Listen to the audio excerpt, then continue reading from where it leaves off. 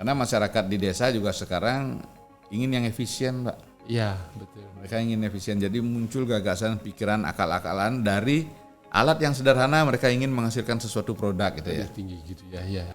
Oke, Pak Wayan. Berikutnya terkait dengan hasil, Pak. Tentu kan kita nggak hanya melakukan riset ini, tentu kita menginginkan outcome-nya lah, outcome apa yang sudah dihasilkan dan apa yang dinikmati oleh masyarakat sebagai subjek. Gak boleh kita sebut sekarang menjadi objek, Ya. dia menjadi subjek karena pelakunya dia, yang menikmati juga dia.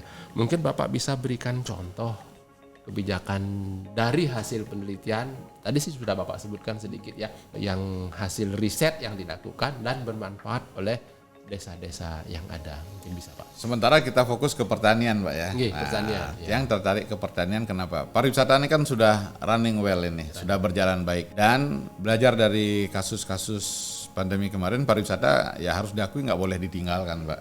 Rentan sekali Pak. Jadi posisinya, kondisinya memang rentan, Iya. ya. Tidak hanya kondisi internal tapi eksternal. Eksternal, banyak. Tetapi pada sisi lain harus kita akui bahwa dia merupakan fondamen ekonomi kita juga, ya. Iya, iya. Nah, jadi ini harus tetap jalan, tapi harus diperkuat lagi dengan sektor yang saya sampaikan tadi, pertanian. Gitu. Satu contoh, Pak. Sekarang di Badung sedang dibangun agrotechnopark, Pak. Agrotechnopark. Agrotechnopark di Kecamatan Petang, Petang. desa Belok Sidan. Ikonnya kopi, Pak. Kopi Pak. Kopi. Karena kopi Badung, kopi Petang ini kan mempunyai nilai yang sangat tinggi, Pak. Jadi dari daerah segitiga emas penghasil kopi, Kintamani, Badung, dan Singaraja. Tapi kita lihat petani kita ya begitu-begitu saja. Nah, oleh Pak Bupati mulai tahun 2017 dibangun agrotechnopark. Nah, saya lihat yang menguntungkan petani ini, Pak. Ya, jadi di kebijakan juga. Tanah Pemda sewa, Pak, dari petani. Kita sewa tanahnya kurang lebih 14 hektar. 14 hektar. 14 hektar. Jadi petani sudah dapat dari uang sewa. Iya. Dari hasil appraisal, Pak ya. Oh, iya, iya. Setelah appraisal, konsultasi ke BPKP, kami konsultasi dengan inspektorat karena kebetulan saya ketua tim. Sekarang setelah kita sewa, ada tanah yang isi kopi dan ada tanah yang kita tanami kopi. Oh iya, iya, iya. Kan memerlukan pekerja, Pak. Betul. Kita kembalikan lagi kepada pemilik tanah. Oh, Ya, mau nggak pelihara kebun kopi yang sudah Anda miliki dan menanam kopi baru yang akan kita tanam? Kita angkat dari pegawai kita, Pak, tenaga kita. jadi tenaga yang mengerjakan Mengerjakan lahan mereka sebenarnya lahan yang sudah mereka. kita sewa. Ya. Berarti sudah dua keuntungannya, Iya. Pak. Sewa tanah dia dapat, Sewa tanah, uang bulanan dia dapat. kerja di situ. Kerja di situ. Iya, iya. Nah, plusnya berbasis riset, kita lihat nih sekarang kan mengembangkan teknologi ini. Iya. Astungkara sampai sekarang sudah berjalan, Pak. Petani kita sudah bisa bikin kopi bubuk, Pak, di ATP itu. Di lokasi Badung Agrotechnopark, para pekerja kita itu sudah bisa melakukan processing kopi Menjadi dari kopi petik merah, proses ke semua sampai fermentasi, sampai merosting kopi, Pak ya, dan sampai sudah jadi kopi bubuk. Artinya apa? Satu hal penting yang saya lihat, petani itu bisa, Pak. Bisa sebenarnya ya. Hanya dia memerlukan pendampingan dan penjagaan, bukan hanya pengawalan, mesti dijaga dia agar tetap fokus pada Iya. aktivitas itu. Bisa, Pak. Dan itu kan bisa jangka panjang ya Pak ya. Kami sedang berpikir itu bisa jangka panjang, modalnya tidak terlalu besar, Pak. Iya. Nah, kalau saja sederhana, Pak ya, Badung Agrotechnopark bisa menghasilkan sejumlah, apakah berapa kilo atau berapa ton lah katakan, Kopi, ya. pada jangka panjang kopi bubuk. Atau bisa juga yang belum menjadi bubuk, Pak ya, yang sudah disangrai. Tidak ada alasan kita menyatakan kesulitan pasar, Pak. Iya. Pemda melalui Dinas Koperasi UKM Perdagangan bisa komunikasi dengan pihak hotel, dengan coffee shop yang ada, dengan restoran. Kita harapkan kontribusi dia untuk menyerap berapa persen kopi lokal. Iya. Jadi pasar ada, Pak.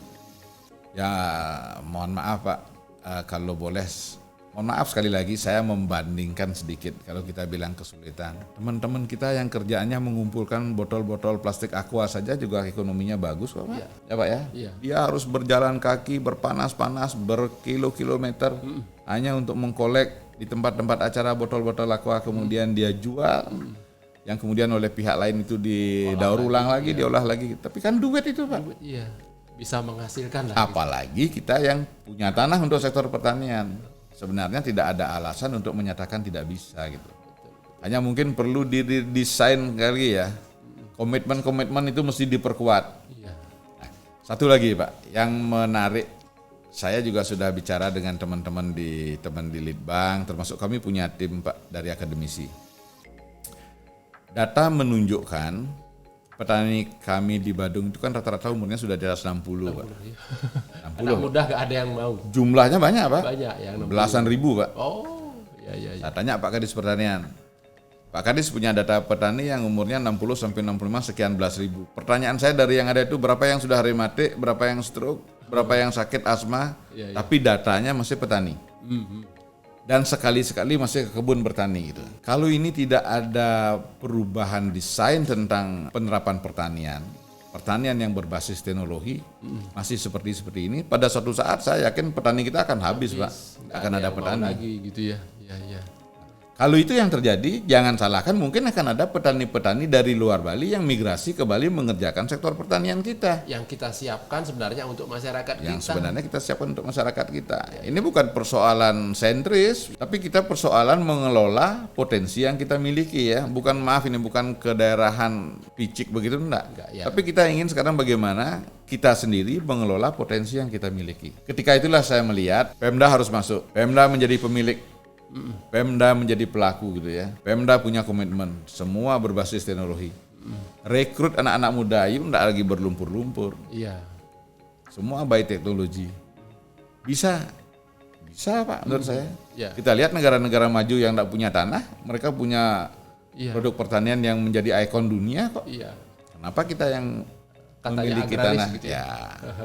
Tapi saya yakin pernyataan saya ini akan ada yang mengkonter, itu ngomong kan gampang kan. Iya. Tapi mengerjakan sulit. Betul. Nah, pertanyaannya pernahkah kita lakukan konsep itu? Betul. Ya, mungkin semua orang banyak punya konsep, tapi bagaimana mengeksekusi konsep itu? Sekali lagi pemerintah harus ada di dalamnya. Iya. Nggak bisa dilepaskan, Pak. Iya, betul. Saya punya pengalaman di Bapeda untuk di Badung, berbagai sektor pertanian kita bantu Pak. Nggak Itu bisa. kan bukan berarti kita nggak percaya dengan masyarakat Pak ya. Bukan nggak percaya, tapi memang level masyarakat kita baru pada tingkat itu. Iya. Jadi juga masyarakat jangan disalahkan. Iya. Yang membawa perubahan-perubahan, kemajuan-kemajuan ini kan adalah pemerintah. Iya. Pemerintah lah punya tugas. Tadi saya sampaikan ayo kita membangun, kita lakukan pembangunan. Pembangunan itu pada hakikatnya adalah perubahan. Tentu perubahan menuju ke arah yang lebih baik. Iya. Leaders Mindset itulah yang harus kita ubah, iya, Pak, ya. karena leadersnya komandan perubahan dan komandan pembangunan itu kan pemerintah. Iya. Ya. Segala macamnya bisa dari sana. Bisa dari sana. Uangnya jelas di sana, kebijakan. Nah, oleh karena itulah Pak Wayan, kita menawarkan ada satu insentif kepada petani. Setelah saya lihat data, umur petani ini bervariasi. Iya. Apakah setiap orang yang berpredikat petani, berKTP petani kita berikan insentif? Tentu tidak mungkin. Ini bukan persoalan bagi-bagi uang. Iya, betul, Ya. betul. Nah, kemudian ada hal yang menarik dengan diresmikannya, ditetapkannya Undang-Undang Provinsi Bali, Yang baru ini Pak. ya yang baru, di mana Subak mendapatkan pengakuan eksistensi di dalamnya. Nah, kami mengusulkan agar pemberian insentif kepada petani itu dilakukan melalui Subak. Oh, Subak jadinya. Subak, Pak. Lalu bagaimana dengan petani-petani perorangannya bisa dapat nggak? Bisa saja, itu mekanisme di internal Subak. Jadi contoh sederhananya kira-kira begini, Pak. Secara teori, Subak dengan luasan sekian hektar atau luas tertentu, tanam padi secara teori dia menghasilkan sekian ton setiap kali panen. Sekarang tanda kutip kita tantang Subak itu. Oke, you perlu benih yang bagus, kita Pemda belikan benih yang bagus. You perlu apa? Alsinta kita siapkan. Tapi sebelum ada pemberian insentif, produksi Anda sekian ton, tapi setelah kita berikan insentif, bisa nggak target produksinya ditingkatkan? Bisa 2 kali lipat umpamanya Paham, 2 kali lipat lah. Yang penting ada peningkatan target terukur. Ya, yang penting terukur pemberian insentif itu. Kalau dia bisa, berikan insentif. Itu komitmen mereka kan jadinya ya. Komitmen mereka, oke lah. Ada nanti pola-pola hitungan yang kami berikan, Subak dengan luasan sekian, dengan anggota sekian, sebelum insentif produksinya sekian ton, tapi setelah insentif kita targetkan sekian ton, berapa target yang bisa dia realisasikan, masuklah dana insentif kepada itu. Masuk dana insentif kepada itu, nanti persoalan mereka umpamanya dianggap akan diberikan kepada Kramo Subaknya, silahkan saja. Ya, ya. Tapi mereka ada peningkatan produksi. Itu satu. Kemudian yang kedua, ini adalah untuk melestarikan Subak. Kalau Subak kan pastilah, siapa anggota Kramo Subak itu? Ya, orang-orang sana lah. Pasti orang masyarakat setempat kan. Sambil kita kembangkan teknologi di Subak itu, Pak. Jadi nggak meninggalkan tradisi jadinya Tidak, Pak ya. satu Subak terjaga eksistensinya, peningkatan produksi pertaniannya kita harapkan juga meningkat. Ya. Nah, kemudian secara bertahap teknologi pertaniannya kita kembangkan sehingga kita harapkan akan terjadi alih generasi, ada anak-anak muda yang berminat menjadi petani itu. Ya. Perlu proses, perlu waktu, perlu komitmen. Iya, iya. Dan tidak aja bisa komitmen hanya pidato-pidato sederhana, harus kuat dijaga itu, Pak. Ya. Nah, saya yakin itu bisa. Nggih. Itu Pak Wayan kira-kira. Siap Pak Wayan. Waduh, tadi ada petani kopi yang sampai dengan saat ini sudah berkembang Pak ya. Sudah berkembang. Dan ini ada ide baru lagi malahan, dan saya yakin sudah dijalankan juga oleh Pak Swam di sini, termasuk oleh teman-teman dari Pemda Kabupaten Badung terkait dengan tadi subsidi untuk Subak yang rencananya. Ya, insentif lah. Kita sebutnya insentif kepada petani karena Pak Bupati ingin supaya petani bisa dapat. Iya. Oke, insentif kepada petani tapi tidak per individu petani lepas. Iya. Petani yang berada dalam Subak. Nah, sehingga target-target produksi Subak inilah yang kita tantang. Kita kan punya Subak Abian, kita punya Subak Yeh. Iya. Seperti di kopi saja itu anggaplah Subak Abian, buktinya teknologi masuk mereka. Pak, petani kita bikin bibit kopi yang bagus sudah bisa dia, Pak. Jadi penyulaman kita enggak beli bibit lagi dari yang mereka bikin. Oh. Nah, sekarang proses metik kopi didampingi kita ajar oleh Dinas Pertanian yang masuk ke sana. Sampai sudah jadi kopi bubuk, Pak. Oh, nanti packagingnya juga. Iya, dan mereka bisa. Bisa, Jadi ya. persoalannya sekarang yang ingin kita lihat, bisa nggak? Bisa, Pak, petani kita. Ya, nah itu. Asal ada kemauan, pasti ada kemampuan. Karena rasanya enak, kalau bungkusnya kurang bagus kan juga. Nah, tahap berikutnya kita sedang menyiapkan desain bagaimana packaging daripada itu.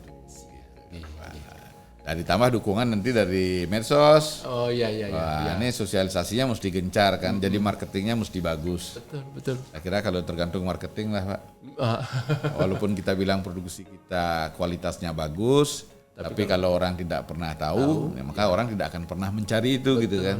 Ya, apalagi sekarang teknologi Pak ya. Ya. Jadi kita jualan di sini, orang dari luar negeri, dari mana-mana itu sangat Sederhana saja, Pak. Petani kopi sudah dapat income. Sekarang kalau kita butuh tenaga untuk processing, 8 kerja lagi. ada lagi. Sampai kepada packaging, 1, 2, 3 orang, 8 pekerjaan lagi. Ya. Iya. Kemudian setelah itu kita perlu marketing, tenaga kerja lagi kan. Iya. Ya itulah Jadi hasil. masih bisa ada perputaran aktivitas ekonomi dalam satu kegiatan itu gitu. Itulah keterlibatan Litbang Pak ya. Di sanalah peran kita Litbang, Pak. Nggih, Pak Wayan. Terima kasih atas penjelasannya. Mudah-mudahan inovasi-inovasi yang luar biasa yang dilakukan oleh Kabupaten Badung ini dapat ditularkan kepada pemerintah desa atau kabupaten yang lain di seluruh Indonesia. Sehingga apa yang dicita-citakan dalam nawacita pemerintah Presiden Jokowi ini bisa segera kita wujudkan untuk membangun perekonomian desa sehingga Indonesia ini menjadi terbangun. Betul, Pak. Mungkin itu, terima kasih sekali lagi Pak Wayan. Nah, Sobat Pembelajar, demikian perbincangan kita dengan Bapak Dr. Iwayan Swambara SHMM, Kepala Badan Litbang Kabupaten Badung.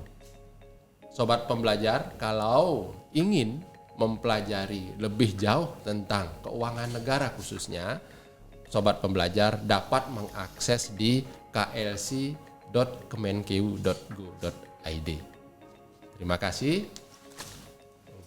Om Santi, Om.